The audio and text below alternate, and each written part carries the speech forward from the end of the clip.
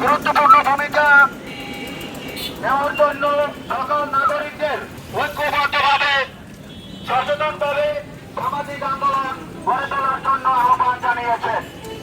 মাননীয় জেলা প্রশাসক বলেছেন যে এলাকায় এলাকায় মাদকের বিরুদ্ধে প্রতিরোধ কমিটি গঠন করা হবে এবং মাদক সেবী এবং যারা মাদকের সাথে ব্যবসায় জড়িত তাদেরকে সমূলে উৎপাদন করা হবে। কোনো মাদকের আশ্রয় পিরিজপুরে থাকতে পারবে না।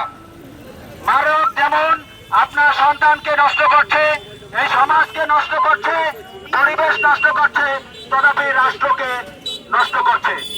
মাদকের সাথে যারা জড়িত থাকবে তাদের নাম, ঠিকানা, পিতার নাম সহ